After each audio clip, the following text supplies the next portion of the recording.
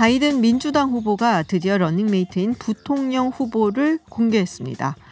이미 예측이 많이 되던 인물이라 크게 놀랍진 않았는데요. 카멜라 해리스 캘리포니아 상원 의원입니다. 55세의 젊은 나이의 이 여성 의원은 아버지는 자메이카 출신의 흑인이고 또 어머니는 인도 여성이어서 최초의 아시아계 부통령 후보다라는 말도 나오고 있습니다. 민주당 대선 후보 경선에 나서기도 했는데요. 사실 당시에는 바이든 후보를 맹공격했기 때문에 바이든 측에서 꺼려한다는 이야기도 있었죠. 그래서인지 트럼프 대통령은 즉각적으로 무례했던 카멜라 해리스를 런닝메이트로 했다니 놀랍다라는 트윗을 남기기도 했습니다. 유색인종, 특히 민주당의 주요 지지층이라 할 수 있는 흑인 유권자들을 결집시키고 또 트럼프 대통령의 여성 차별적인 부분을 부각시키는 데 효과가 있을 것으로 여겼던 것으로 보입니다. 하지만 워런 상원 의원이나 샌더스 상원 의원을 지지하는 민주당 내 더 왼쪽에 위치한 유권자들에게는 좀 실망스러운 선택이겠죠. 또 경합주가 아닌 민주당 이미 따놓은 캘리포니아 주의 출신이란 점, 대선 때 득표하는데 큰 효과를 기대하기 어렵습니다. 어쨌든 미국 역사상 최초로 여성이 백악관에 들어갈 수 있을지 여러모로 주목됩니다. 올 11월 미국 대선을 앞두고 미국 진짜 여론을 좀 알아보려고 합니다. 특히 미국 대선은 유권자 등록을 해야지 투표가 가능하죠. 일리노이주에 있는 쿡 카운티에서 한인들을 위해서 한글로 된 투표용지를 사용할 수 있게 됐다고 합니다. 이 일에 1등 공신이십니다. 미국 시카고에 계신 KA보이스의 손식 대표 전화 연결돼 있습니다. 안녕하세요. 네, 안녕하세요. 네, 대표님 먼저 조금 소개를 부탁드릴게요. 우리 청취자분들께. 네네.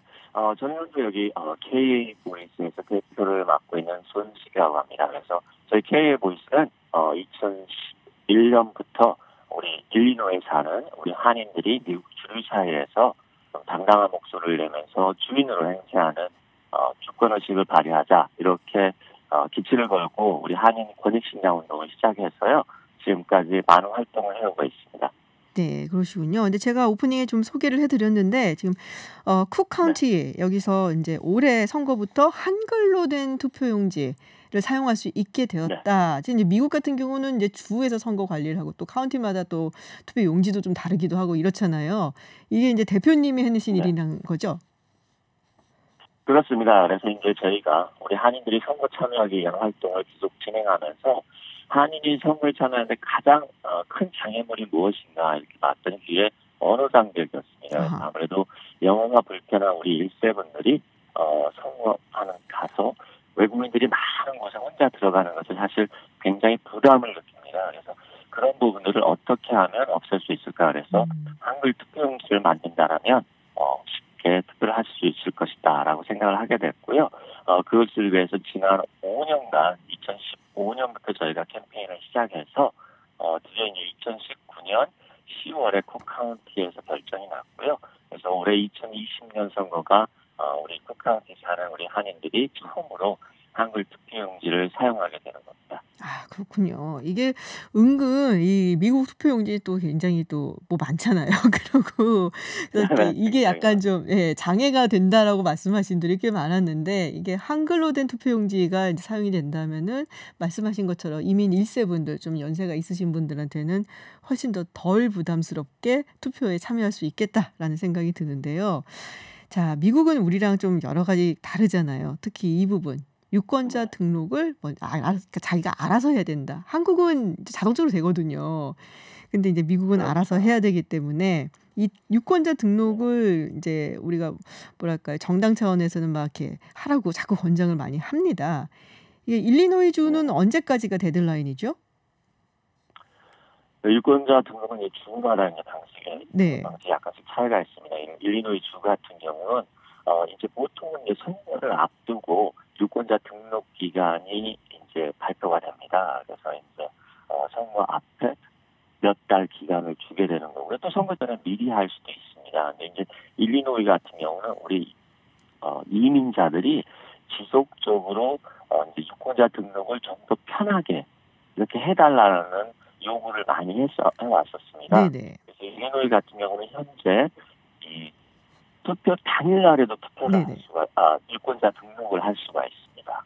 그렇군요. 다른 주들은 그렇지 않습니다. 일리노이만 이제 그런 부분들 투표 당일도 가능하고요.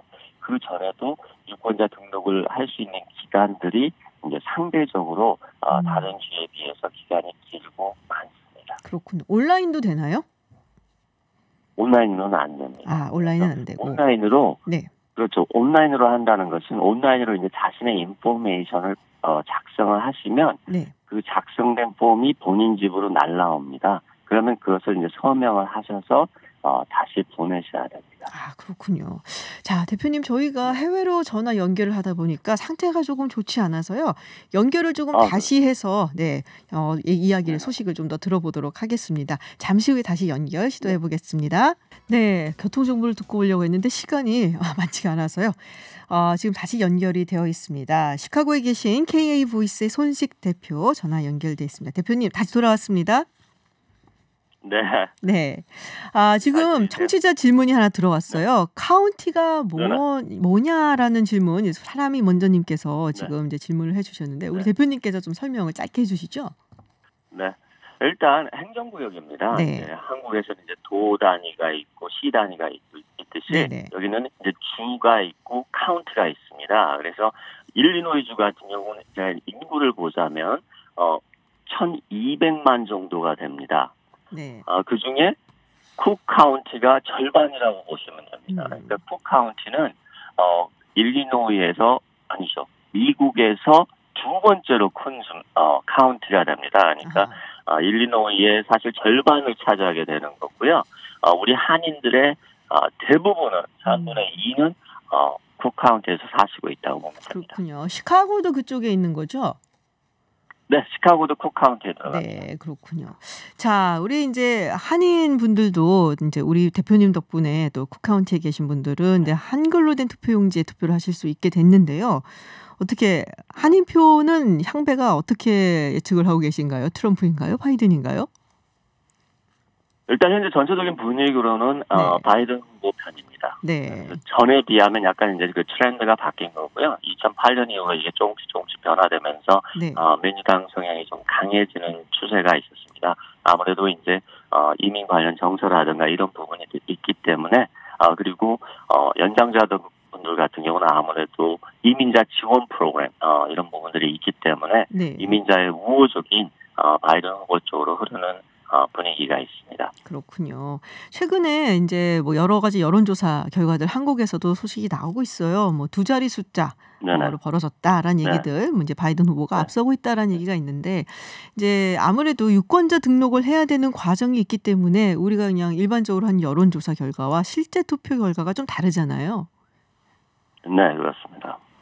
일단 여론조사 같은 경우는 전체적으로 그런 6월 7월의 흐름은 그렇습니다. 그래서 상대적으로 바이든 후보가 앞섰고 한 자릿수에서 많게는 두 자릿수까지 앞서고 있습니다. 그렇지만 현재 그 이후 7월 이후 8월 초에 나타난 양상은 6, 7월에 이제 트럼프의 지지도가 막 쭉쭉 빠지는 분위기를 보였다면 일단은 그런 막 빠지는 추세가 상대적으로 좀 안정되고 있습니다. 아직도 낮지만은 바이든 후보에게 지고 있지만 더 이상 이렇게 하락하지는 않는 형태로 약간 중단의 상태를 보이고 있습니다. 그래서 향후 추세를 좀 더 봐야 되는 거고요.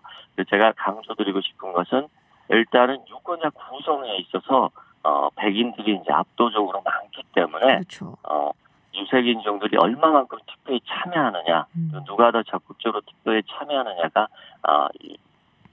차후 여론조사 추이 그리고 승패를 결정하게 될 것 같습니다. 그렇군요. 사실 2008년 그리고 2012년도에 이제 오바마 대통령이 후보로 나섰을 때 흑인 유권자들의 투표율이 상당히 높았단 말이에요. 근데 2016년도에 맞습니다. 뚝 떨어졌죠, 이게. 그래서 이번에 부통령 픽을 한 것이 바이든 후보 측에서 그걸 조금 감안한 것이 아니냐라는 얘기도 있어요. 맞습니다. 더군다나 요즘 현재 가장 중요한 이슈가 되고 있는 블랙 라이프 매터를 대변할 수 있는 흑인 여성을 내세운 것, 큰 중요한 이슈가 될 수 있고요. 사실 바이든 후보가 민주당 대선 후보로 결정되기 위해서는 당내 프라이머리를 거칩니다. 초창기 러닝 할 당시에 네. 그렇게 열기가 높지 않았습니다. 그래서 바이든 후보가 저러다가는 후보에서 물러나겠다라는 상황까지 이르렀습니다. 자, 그러한 분위기를 뒤집을 수 있게 반전시키게 만들어준 게 사우스캐롤라이나였고요. 네. 사우스캐롤라이나의 흑인 유권자들이었습니다. 그래서 왜 흑인 유권자들이 바이든을 전폭적으로 지지하면서 다 죽어가던 바이든 후보의 선거운동을 기사회생시켰을까? 그것은 흑인 유권자들의 어떤 전략적인 투표라고 봅니다. 그래서 민주당 내에서 누가 가장 가능성이 높은가, 트럼프와 맞섰을 때 가능성이 높은가를 보고 우리 흑인 유권자들이 전략적 투표를 했던 것이고 바이든 후보로서도 그러한 것을 무시할 수 없는 상황이었기 때문에 그렇지만 그렇다고 너무 또 프로그레시브한 쪽으로 가지는 않으면서 적절하게 소위 민주당 내에 주류권에 머무르고 있는 안전한 어떻게 본다면 상대적으로 안전한 픽인 해리스 상원 의원으로 간 것이 아닌가라고 보고 있습니다. 그렇군요. 근데 이제 바이든 후보 같은 경우는 그런 말들이 많아요. 트럼프에 반대하기 때문에 바이든을 지지한다. 이렇게 따지고 보면은 그 지지자들의 열정에 있어서는 좀 떨어지는데 사실 이 투표라는 것이 또 미국처럼 투표율이 좀 낮은 곳은 얼마나 진심을 가지고 정말로 투표소에 그날 나오느냐. 근데 그렇게 따지면은 또 트럼프 대통령이 유리한 게 아니냐. 이런 말도 있는데 어떻게 보세요? 네, 일단 뭐 트럼프 지지자들은 소위 저희가 열성 지지자입니다. 네. 트럼프 대통령을 어떻게 하든지 당선시키겠다 이런 분위기가 강하죠. 그렇지만 이제 마찬가지로 이제 바이든 후보 쪽은 트럼프를 꺾어야 된다. 그렇죠. 이런 분위기가 있습니다. 근데 이제 지금 현재 이제 조금 이제 여론조사 추이를 보이는 것은 이러한 열성적인 지지자였던 이제 백인 저학력 백인들에서의 트럼프의 지지도가 조금 떨어지고 있다는 부분. 그리고 또 하나 이제 얘기되는 것은 이번 코비드 19 사태를 겪으면서 우리 연장자 시니어들의 표심이 어디로 갈 것인가. 그 부분이 좀 많이 관심을 갖고 보고 있습니다. 그래서 시니어들이 코비드 19 상황에서 자신들이 방치됐다. 우리는 죽어가게 내버려뒀다라는 분위기가 있기 때문에 그 시니어 표심들이 바이든 후보로 쏠릴 경우는 전에 그 트럼프 지지였던 표가 바이든 후보로 이동을 하는 것이기 때문에 상대적으로 바이든 후보에게 유리하게 작용할 수 있습니다. 그렇군요. 자, 저희가 대표님 모시고 좀 더 많은 얘기를 나눴으면 하는데 중간에 이제 시간을 좀 잃어버리는 바람에 여기서 마쳐야 될 것 같습니다.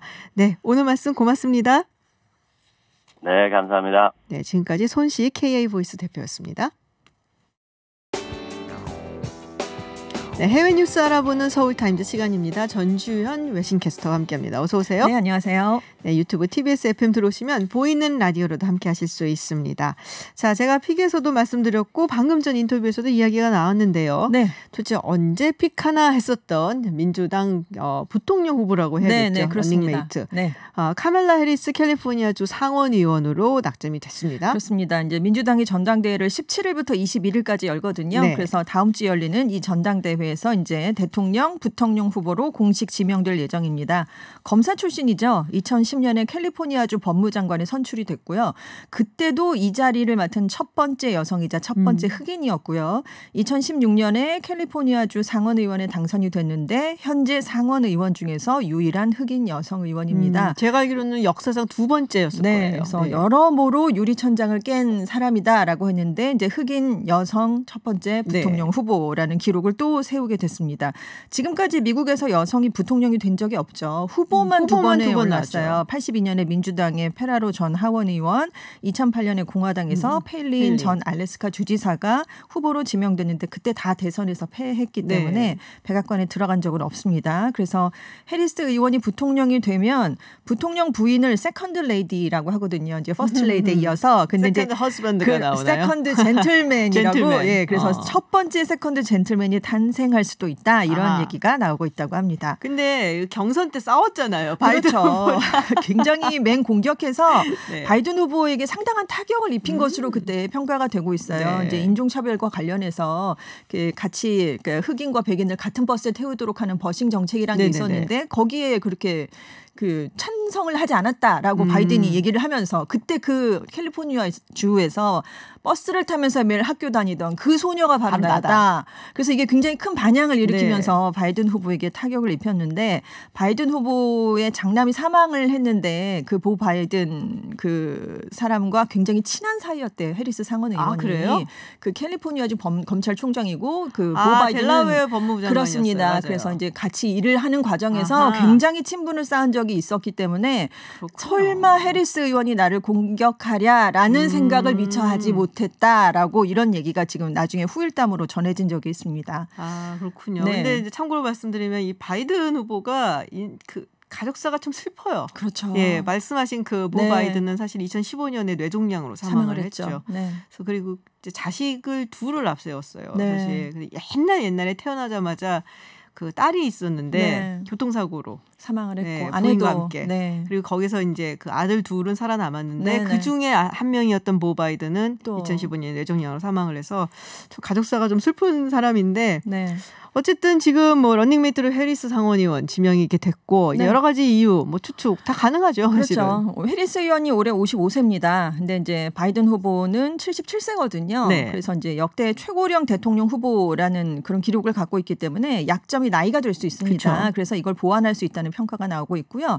토론 능력, 연설 능력을 검증받았다 이런 평가를 갖고 있는데 사실 바이든 후보가 말실수도 작고 토론을 그렇게 잘하는 편이 아니잖아요. 그래서 트럼프 대통령이 졸린 조다 이렇게 얘기를 할 정도인데 그래서 바이든 전 부통령의 부족한 말솜씨를 또 보완해 줄 수도 있고 또 트럼프 대통령이 약점 같은 거 인신공격 같은 걸 굉장히 신랄하게 하잖아요. 지지 않을걸요? 예, 그래서 바이든 전 부통령은 그것에 대해서 이렇게 대처하는 능력이 뛰어나진 않은데 아마 이 해리스 의원은 굉장히 그거에 대해서 잘 대처할 수 있을 것이다 이런 기대를 갖고 있고요.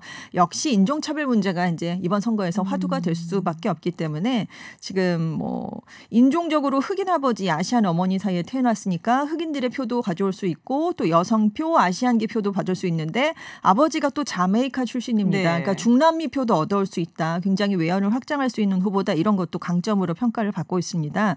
그런데 지금 진보적인 정치를 대변하기에는 조금 부족하다 이런 평가를 받고 있잖아요. 바이든보단 조금 왼쪽에 있는데 그렇습니다. 근데 이제 뭐 워런이라든지 네. 샌더스를 네. 지지하는 사람들한테는 못 미치고 그렇습니다. 그리고 사실은 이제 엄친딸이에요. 네. 상류층이고 네. 아버지가 네. 스탠포드 학교 교수인가 경제학 그렇고, 교수였죠. 네. 그래서 네. 어머니도 뭐 상당한 과학자기도 하고요. 그래서 이렇게 뭘까요? 좀 이렇게 보통의 흑인 유권자들하고 네. 이렇게 연결을 짓기 약간은 거리감이 네, 좀 네. 있기는 한데 네. 어쨌든 뭐 여러 가지 면에서 바이든 후보가 가지지 못한 점들 네. 여러 가지를 이제 보여줄 수 있다라고 해서 선택이 된 것 같습니다. 이제 흥미진진해지는 대선 이야기였습니다. 네. 자, 러시아 이야기를 해보겠습니다. 정말 느닷없이 네.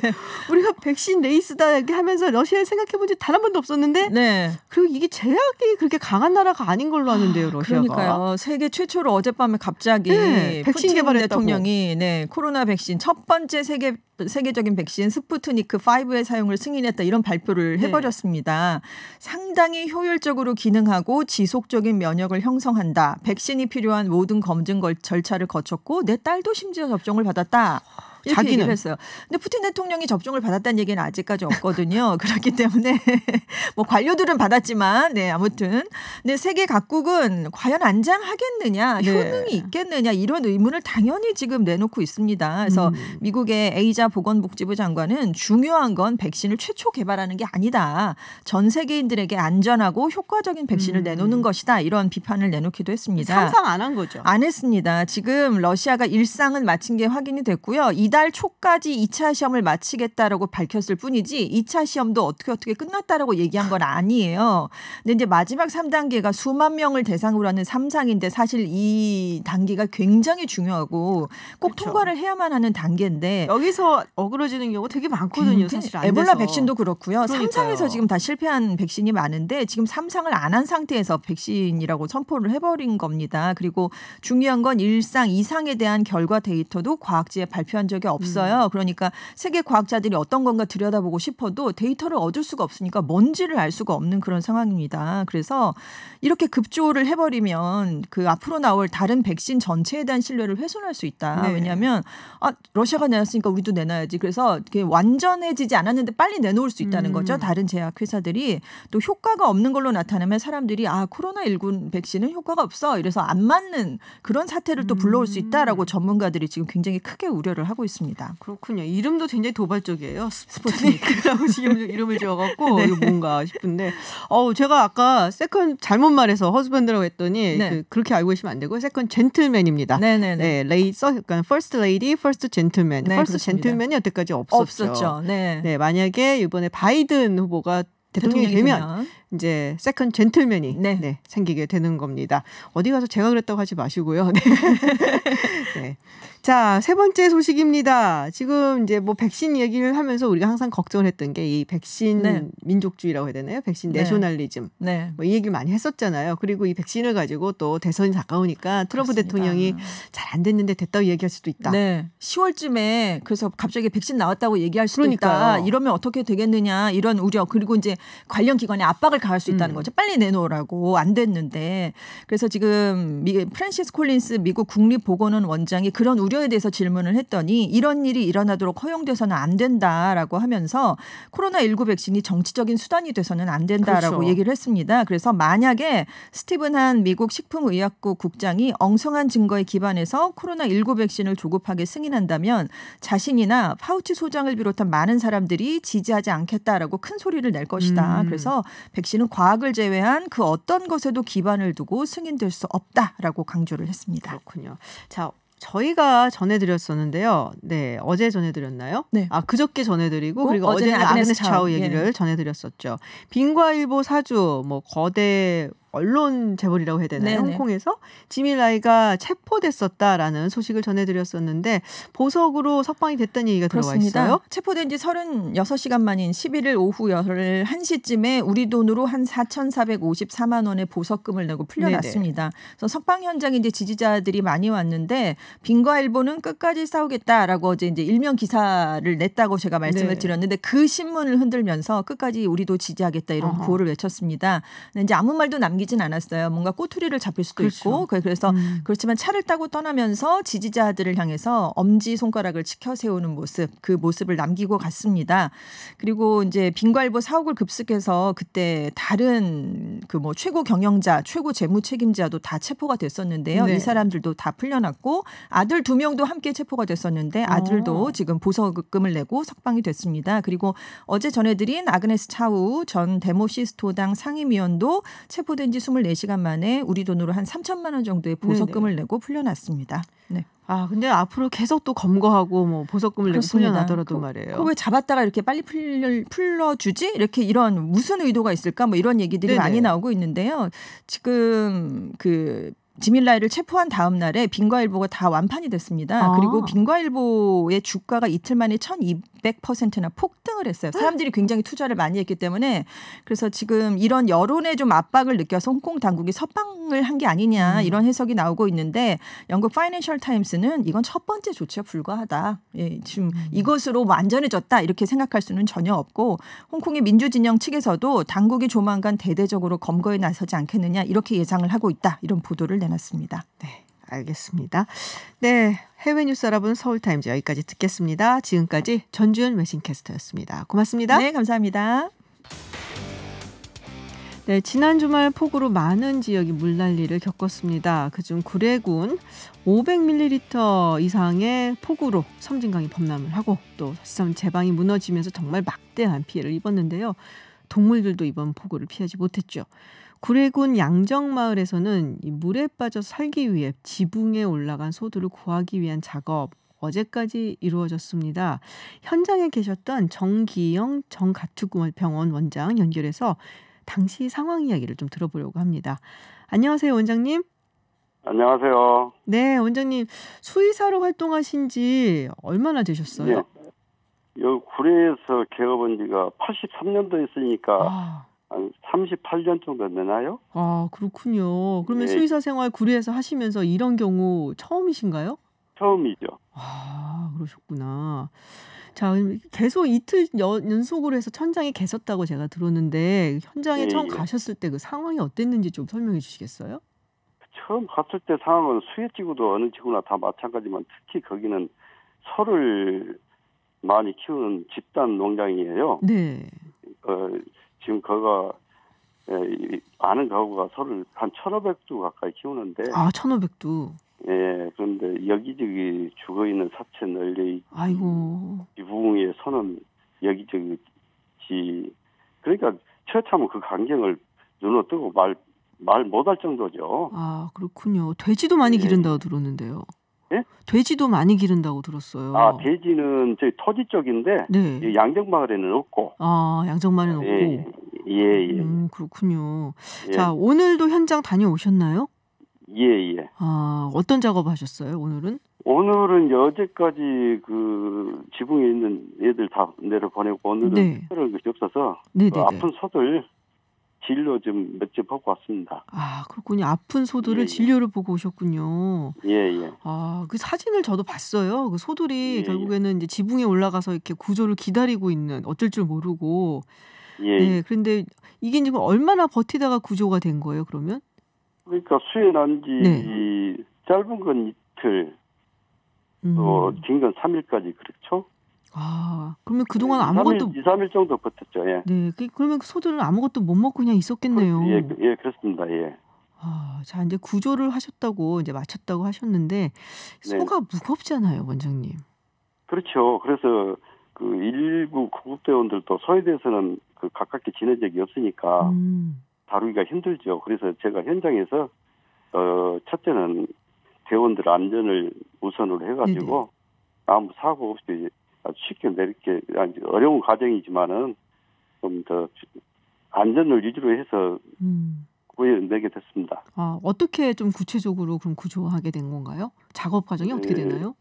처음에 마취약을 제가 용량을 정해줘가지고 이렇게 노랗게 해가지고 원래는 그 소를 그 다리를 묶어서 이러고 안전을 구하는 게 제일 좋은 방법인데 그때 현장 상황이 악조건이 비도 오지 미끄럽지 또 소가 주저앉아도 발을 묶으려면 몇 명이 우겨서 필요로 오는 인원이. 그렇죠. 그래서 발을 묶어서는 안 되겠다 하고 머리를 거는 방법이 있습니다. 그런데 머리에 약간 무리가 가기는 목에 무리가 가기는 하지만은 바로 내리면 큰 이상이 없어서 아주 안전하게 빨리 구할 수 있는 방법으로 그렇게 지도를 했습니다. 그렇군요. 예. 소 무게가 보통 얼마 되나요? 저는 굉장히 많이 나간다고만 들었는데 몇백 킬로 되죠? 송아지 중소 정도 되면은 보통 2, 300kg 되지만 무거운 것은 한 700-800kg 정도 되죠. 아우, 정말 그런데 무겁네요. 보통 지금 이번에 올라가 있던 소들은 그렇게 큰 무게는 아니었고 400kg 왔다 갔다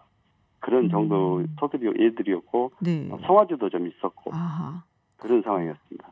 자, 아까 소를 한 1,500두 정도 키운다 마을에서 이렇게 말씀하셨는데 그러면 그 1,500두 중에서 몇 마리나 지금 살아남은 건가요? 지금 얼른 볼 때 확실한 숫자는 이제 파악이 내일이나 모레 군에서도 이제 집계가 되는데 제가 얼른 집계로 따져보면은 대충 봐서 한 70% 이상이 문제가 되고 나머지 한 20, 30% 살지 않았나 그러니까 한 500여도 살지 않았나 그런 생각이 들어요. 1,500두에서. 지금 여기 구례가 1,500두고 또 문척 토지가 또 7가구가 있는데 그것도 한 100여 두 이상 되고 1,600두 이상 될 겁니다. 그렇군요. 그러면 거의 한 3분의 2 정도 되는 소들은 그렇죠. 안타깝네요. 근데 그게 문제가 아니라 지금 살아있는 소들도 뭐 호흡기 증상도 있고 열이 아주 높은 상태고 그래가지고 살아있는 소들도 상당히 치료를 많이 해야 할 그런 상황입니다. 이게 우리가 이제 보통 이게 수해를 겪고 나면은 사실 사람들도 전염병이나 뭐 여러 가지로 몸이 좀 안 좋아진다 그러거든요. 근데 소들도 마찬가지군요. 그렇죠. 각종 그 2, 3일간 그 물에 떠다니는 상태고 물에 잠겨있던 상태라 각종 세균이나 뭐 바이러스 문제도 있고 하여튼 그 떠다니면서 모든 이물 같은 게 전부 다 먹고 배로 들어가고 그런 상태라 상태가 좀 안 좋죠. 그렇겠네요. 원장님께서 굉장히 바쁘시겠네요. 또 진짜 살아남은 소들 보시느라고. 뭐 바쁘긴 그냥 힘 닿는 대로 했습니다. 네. 아 근데 뭐 소들도 소들이지만 또 이 마을 주민들도 이 폭우 때문에 살던 터전이 지금 많이 망가진 거잖아요. 마을 그렇죠. 분위기는 어떤가요? 네. 이 마을 분위기가 지금 정신이 없죠. 아. 그 사는 거주를 하는 사람도 있고 가축만 키우는 사람도 있고 하는데 일단은 저 축사가 정리가 안 되니까 네네. 빨리 축사가 정리가 되고 소들이 떠다니는 소들이 이 집 저 집 다 나눠져 있기 때문에 그 소들이 빨리 내 집으로 내 축사로 들어와야 하는데 그거에 아마 시간이 좀 며칠 걸릴 것 같습니다. 그렇군요. 그래서 그것이 가장 지금 힘든 과정인 것 같아요. 네. 원장님께서 83년도에 이제 구례에서 이제 가축병원을 개원을 하셨다고, 그러니까 거의 40년 사신 거잖아요, 거기서. 예. 네, 뭐 이제 그냥 구례 사람이 되신 건데, 그렇죠. 마음이 정말 안 좋으시겠어요. 그렇죠. 전부 다 눈만 뜨면 왔다 갔다 보는 사람들이고 가서 진료하고 하는데 전부 다 자주 보는 사람들이 형제간만으로 지는 사람도 있고 가족처럼 지는 사람들인데 전부 다 그런 상황을 보니까 심적으로 엄청 내가 다는 이상이죠. 그분들은 또 내 마음 이상이고 더 안 좋을 거 아닙니까? 저는 옆에서도 그런데 그 사람 심정들은 오지 그렇습니까? 본인들은? 참 우리가 옛말에 뭐 소 팔아서 아들 아들 딸들 대학 보낸단 말이 있을 정도로 굉장히 소는 아주 큰 재산이잖아요, 농가에서. 그렇죠. 소 한 마리에 돈이 뭐 5, 600, 7, 800으로 나가는 상황에서 그런 피해를 많이 봤으니 엄청난 재산적으로 엄청난 손해고 전부 다 내 돈이 있어서 뭐 키우는 사람도 있겠지만은 대중 보면은 전부 다 유흥자 받고 시설 투자하고 했는데 그런 상황에서 이런 일이 벌어지니까 아주 마음이 상당히 지금 전부 다 멍이 들어있을 겁니다, 가슴에. 아이고, 참, 저도 그 얘기 들으니까 너무 속상하네요. 우리. 그렇죠. 예, 농가분들, 참 고생도 많으시고, 막 많이 피해도 크셔서, 우리 그만큼 또 우리 원장님께서 남아있는 소들 잘 살펴주셔야 되지 않을까 해서 이렇게 또 염치불구하고 부탁을 좀 드리겠습니다. 네. 여기 뭐 어려운 농가들 많고 그러니까 전국에서 좀 도움의 손길이 많이 있었으면 좋겠습니다. 네, 저희도 제가 힘내시라는 말씀드리고 또 이제 곧 정부에서도 또 빨리 도움이 갔으면 하는 마음입니다. 원장님 계속 수고해 주시고요. 네, 고맙습니다. 예, 감사합니다. 네, 지금까지 정기영 정가축병원 원장님과 이야기 나눴습니다. 네, 지난 4일 레바논의 수도 베이루트 항구에서 일어난 대규모 폭발 사고로 인해서 전 세계가 충격에 빠졌습니다. 이 참사 이후 레바논 전국이 굉장히 혼란스러운데요. 당장 부족한 식량 그리고 부상자들의 치료 등을 비롯해서 대규모 반정부 시위까지 내각이 총사퇴하는 일까지 벌어졌습니다. 김영미 국제분쟁 전문 PD와 함께 레바논 어떤 문제들을 가지고 있는지 같이 살펴보도록 하겠습니다. 어서 오세요. 네, 안녕하세요. 네, 유튜브 TBS FM 들어오시면 보이는 라디오로도 함께 하실 수 있습니다. UN 그리고 국제사회에서 이제 도와줘야 된다, 지원을 해줘야 된다라는 얘기가 있습니다. 어떻습니까, 현재 상황? 네, 레바논 국민들도 국제사회의 도움을 절실하게 지금 요구하고 있고요. 제일 중요한 게 레바논 정부가 이번 폭발 사고에 대해서 대처할 수 없다라는 게 레바논 국민들의 정서이고요.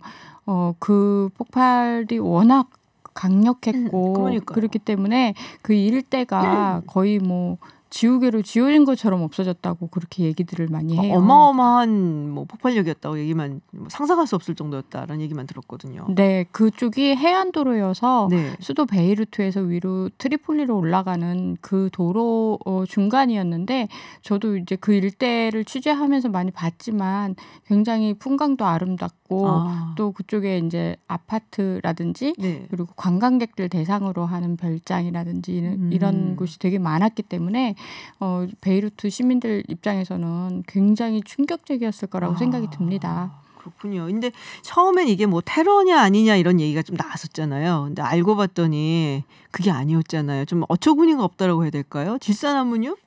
그게 이제 뭐 쌓여져 있다가 보관이 되어 있다가 그게 폭발을 한 거다. 그래서 아니 어떻게 그런 일이 있을 수가 있지? 하고 많이들 놀랐거든요. 그 평범한 사람이 질산암모늄이 뭔지 어떻게 알겠어요? 그렇죠. 모르죠. 네. 그리고 거기에 거대한 창고가 있었잖아요. 네네. 그 창고 안에 그게 들어있었다는 건데 그것도 거의 엄청난 양이거든요. 네. 그 양이. 그 엄청난 양이 있었다는 사실을 거의 3,000톤 가까이 있었죠. 2,750톤인데 그 양이 있다는 사실을 일반 국민들이 안들 그게 얼마나 위험한지를 어떻게 알겠어요. 모르죠. 전문가가 아닌다면서야. 그걸 관리 감독하는 책임이 정부에 있잖아요. 그렇죠. 근데 그 정부에 누구도 몰랐다는 거예요. 심지어는 그거에 대한 제대로 된 서류라든지 네. 그리고 누가 이 관리 책임자냐라고 네네. 했을 때 다 아무도 모르는 거예요. 그러니까 이 정부는 이런 위험한 물질을 누구 책임하에 누가 관리를 했으며 심지어는 이게 어떻게 들어오게 되었는지조차도 확실치 않다. 그래서 제가 세관에서 그것을 압류해서 이렇게 들어왔다라는 그런 정보가 있다라고 하면서 물어봤더니 네네. 그것도 확실치가 않대요, 사실은.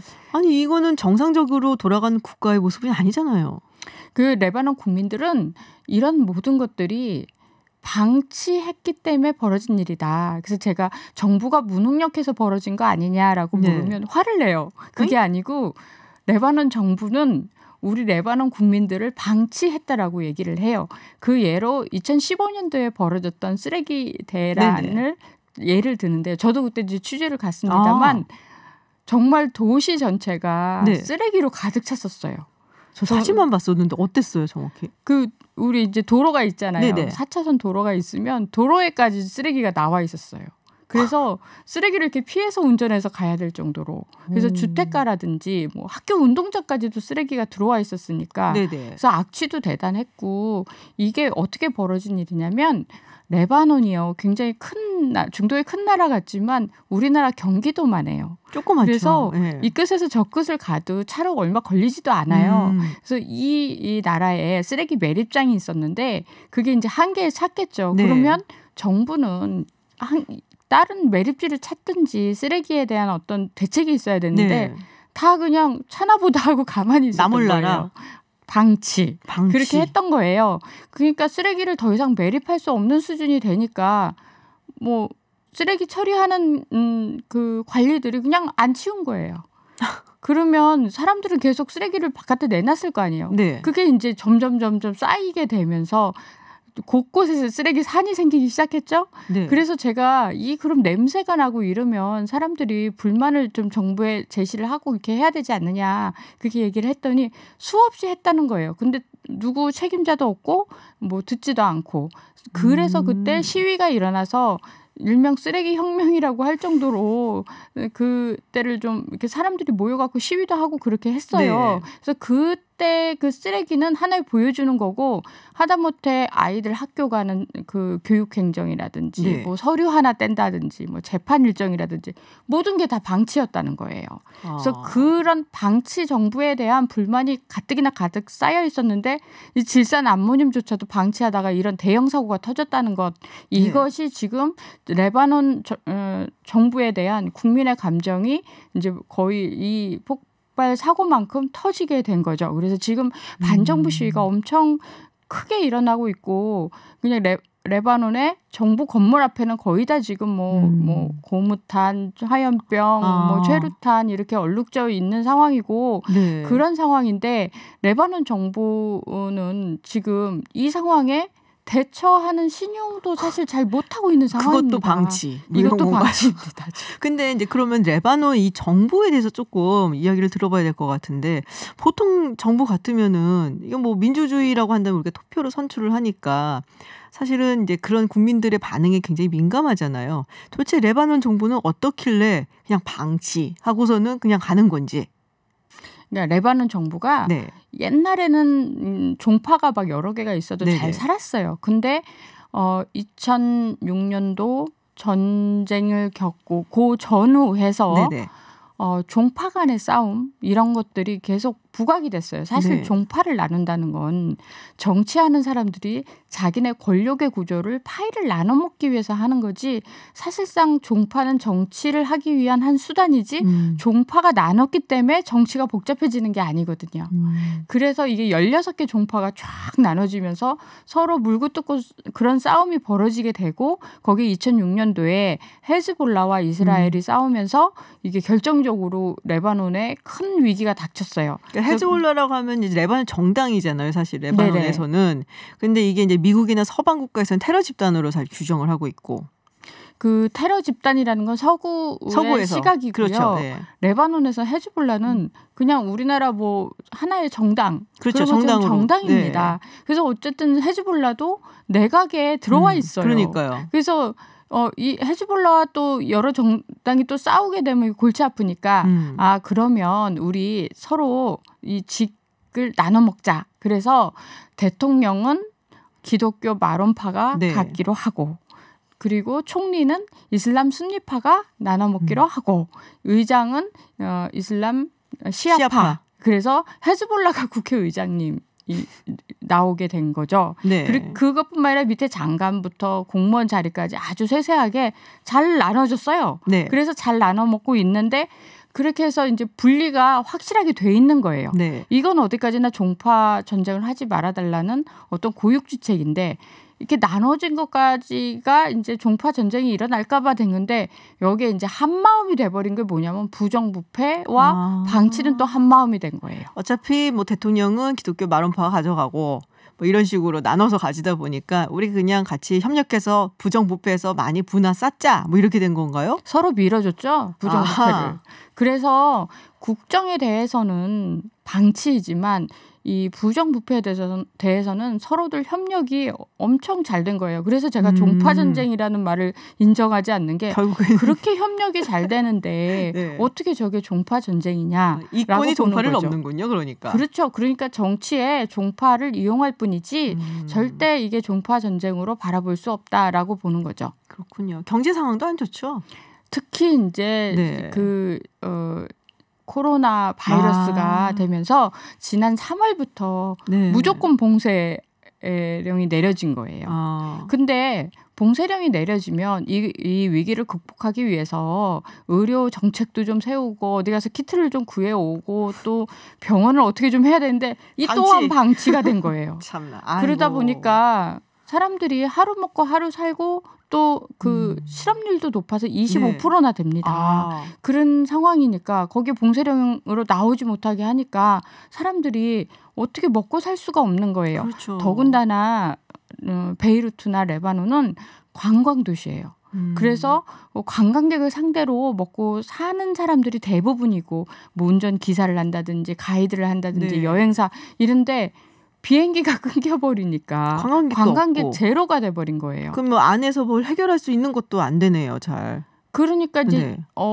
식량난이 와버렸어요. 네. 그래 식료품 값이 2배가 넘게 뛰어버렸고 옆에 나라인 시리아에 또 내전이 벌어졌잖아요. 네네. 그동안 과일이니 야채니 이런 건 좀 시리아에서 싸게 수입이 됐었어요. 네. 근데 시리아가 그렇게 난리가 나버리니까 농사 짓는 사람들이 없어져 버린 거잖아요. 난민으로 다 가버렸으니까. 네. 그러니까 그 야채나 과일 값도 뛰었고 또 경기도만한 땅이다 보니까 농사 지을 땅도 상대적으로 적잖아요. 그러니까 이런 과일 야채 값도 확 뛰어버렸고 이게 물가가 뛰어버렸는데 세금은 또 더 뛰는 거예요.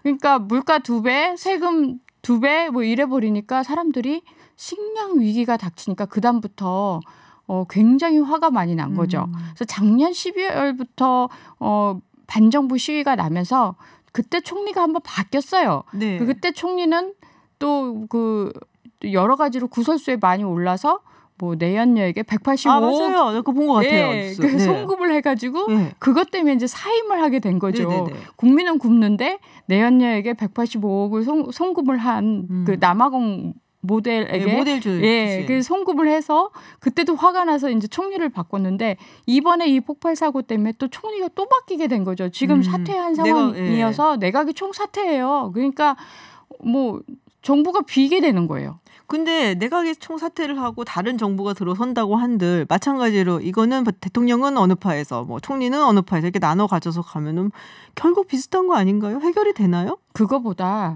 지금 총사퇴하겠다는 걸 레바논 국민은 어떻게 받아들이냐면요.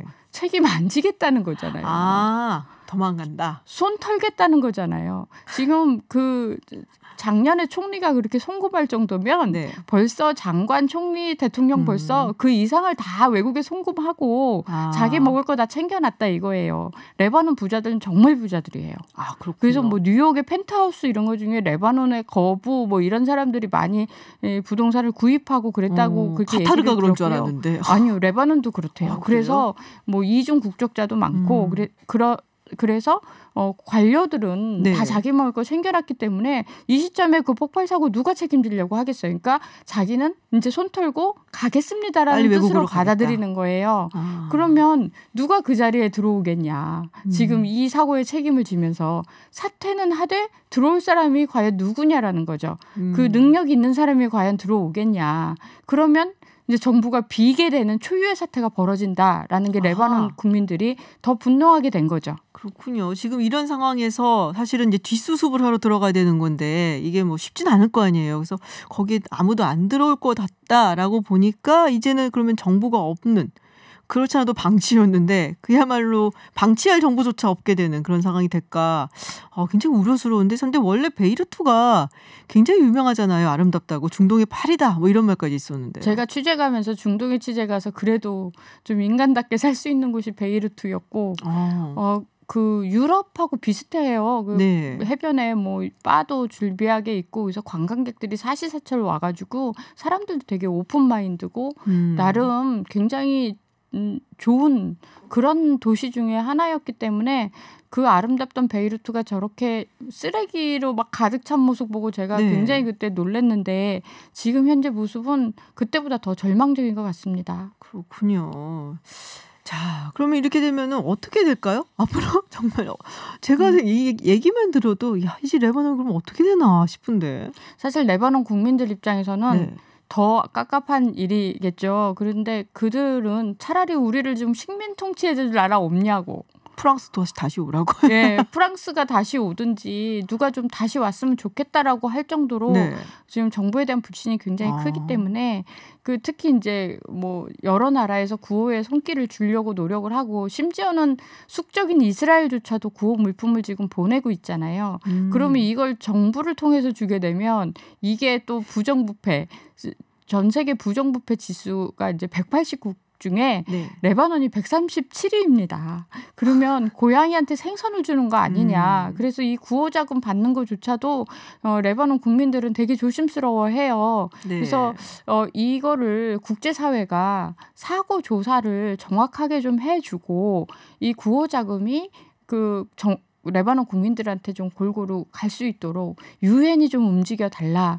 특히 이제 라이브 뉴스 할 때 밑에 댓글들이 올라오는 거 제가 꼼꼼히 보는데요. 대부분의 국민들이 유엔이 좀 개입을 해서 조금 레바논 국민들이 그 조사를 믿게끔 또 구호자금이 골고루 가게끔만 국제사회가 좀 도와달라는 의견들이 굉장히 많았습니다.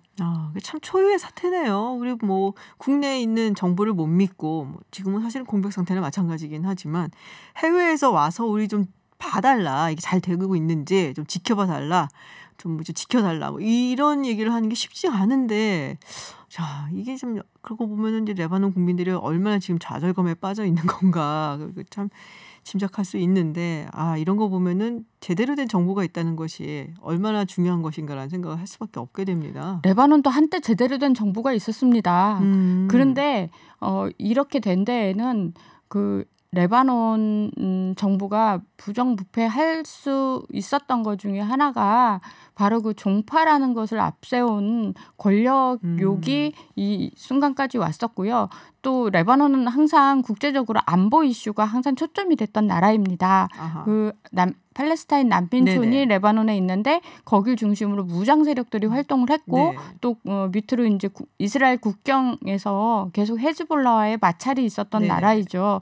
그래서 뭔가 국가에 무슨 일이 그러니까 국민들의 민의를 내세우려고 할 때마다 레바논 정부는 안보 이슈로 그 민의를 덮었어요. 그랬기 때문에 민의가 제대로 반영이 안 됐던 부분들도 있습니다. 그래서 이번 이런 사태가 났을 때 지금 현재 레바논 정부가 안보 이슈로 다시 민의를 덮지 못하는 것 중에 하나는 레바논 국민들이 아니 이런 쓰레기도 처리 못하고 이런 폭발 사고가 나게 한 정부가 안보는 제대로 다룰 수 있냐라는 논리를 또 내세우기 때문에 레바논 정부가 지금 국민들한테 아무 소리 못하고 있는 상황이 돼버린 거예요. 그렇군요. 지금 청취자분들도 문자 보내주시고 계신데요. 977번님께서 막장 정권이네요. 참 안타깝고 우려되는 마음 똑같은 것 같아요. 그리고 생명이 먼저님께서는 참 국민들이 각자 도생해야 되는 나라인 거냐 이런 말씀을 또 보내주셨고 또 레전드님은 이러다가 레바논이 지도에서 사라지는 것은 아닌지 우리 김영미 PD님 그럼 가슴 찢어지십니다. 그러면 안 되는데요. 네, 그리고 이상근님께서는 내각 총사태면 누가 일을 하나요? 라는 질문 주셨는데 요거 짤막하게 마지막으로 답변해 주시죠. 지금 현재 없대요. 일하는 그냥 없어요? 네, 너무 짧은데? 시위하러 사람들이 몰려가서 뭐 이렇게 화염병 던지고 이렇게 하면 누군가 최루탄을 쏘고 그런데 정부 자체가 문을 열고 있지 않다고 그렇게 국민들이 얘기를 하더라고요. 그래서 현재 행정이나 이런 거는 거의 정지된 상황이라고 그렇게 얘기를 하는데 아마도 지금 현재로서는 정부 기능이 제대로 돌아가고 있지 않기 때문에 내각 총사태와 더불어서 무정부 상태와 비슷한 상황이 되지 않았나 하고 생각을 하는데요. 레바논 국민들은 그래도 전쟁이 나거나 또 이런 전쟁을 겪었잖아요. 네네. 그래서 평화롭지 않은 상황을 원하지 않기 때문에 그래도 한 나라의 국민으로서 질서 유지나 이런 것들은 지금 되고 있는 상황이에요. 그렇군요. 그래서 앞으로 국제사회의 도움이 있다면 레바논도 다시 옛날처럼 돌아갈 수 있는 세상이 오기를 정말 바랍니다. 네. 자, 우리 김영미 국제분쟁 전문 PD와 함께 레바논 상황 알아봤습니다. 멀리 있는 나라서 좀 감이 있긴 하지만은 그래도 화면으로도 봤고 또 여러 가지 또 소식도 많이 들었었기 때문에 우리가 또 함께 살아가는 지구촌에서 함께 살아가기 때문에 꼭 알아야 될 것 같아서 한번 모시고 이야기 들었습니다. 네, PD님 오늘 말씀 고맙습니다. 네, 감사합니다. 네, 김지윤의 이브닝쇼 오늘 방송 준비한 내용 여기까지입니다. 저는 내일도 6시 10분에 여러분을 기다리겠습니다. 지금까지 김지윤이었습니다.